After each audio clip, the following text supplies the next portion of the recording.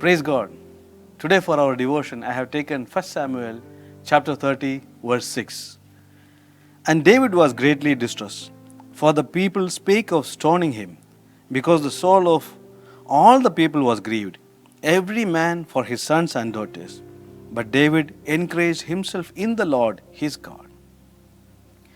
David had to run away from Israel because he was threatened by King Saul. And he was living among the Philistines. While he was there, he was helping the Philistine army. One day, the Philistine army commanders objected his presence there. And the king asked David to go back to the camp. When David went back to the camp, he noticed that the Amalekites had raided the camp and took away captive all the women, children, and the elderly from the camp. David and the people who were with him, they started weeping. They were weeping bitterly. And the scripture says here, at that time the people spoke about stoning him. And David was very much scared. And he found strength in the Lord his God. Now, brothers and sisters, just like David, many other people went through similar situations. We can see that in the Bible. Even Moses also went through such a situation. Even Jacob also went through a similar situation. He was returning back with his family and his possession. And he sent messengers to inform his brother Esau that he is coming back. And the messengers informed Jacob that his brother Esau is coming to greet him or meet him with 400 men. And Jacob was scared. Scripture says in Genesis chapter 32 verse 11, in great fear and distress, Jacob prayed to the Lord, deliver me from the hand of my brother.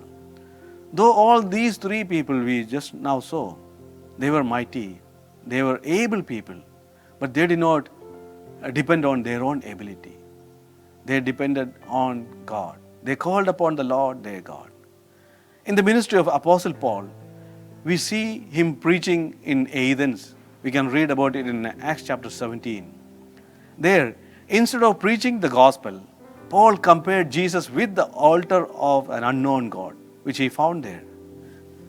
Paul depended on human wisdom to introduce Jesus than the power of God there. And this chapter, chapter 17 of Acts, as we read the remaining verses, it tells us that Paul's ministry was a failure in Athens.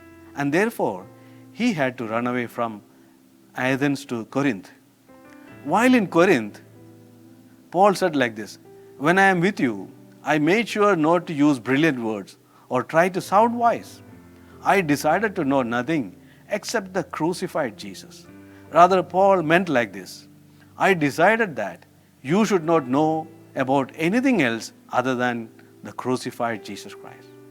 Now the question comes, why did Paul said like that?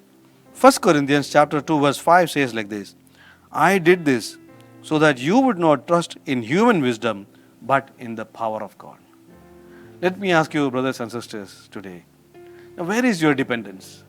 Are you depending on the brilliant words you hear from a preacher, or in the power of God that comes through the knowledge of Jesus Christ? Remember this, Jesus is the image of the invisible God. He is God. Know Him personally. The one who knows Jesus personally only can encourage himself in the Lord and find strength. Let's pray. Father, we just want to thank you that you are the God who strengthens us. You are the God who is there for us. You are the God who leads us. Thank you that you are our strength and you are our refuge. That's what the word reminds us, Lord, that anyone who calls upon the name of the Lord will be saved. And because you are our strong tower and refuge, we take refuge in that name. And Lord, we thank you for bringing us to that knowledge that through you we can have eternity. We can inherit eternity, Lord. Lord, we give all glory and honor to you. And Lord, right now we pray for all those who do not know you, Lord. Open their understanding. Remove that veil that is blinding them, Lord. And let them come into that relationship with you and grow in you, Lord. In Jesus' name we ask and pray. Amen. Praise God.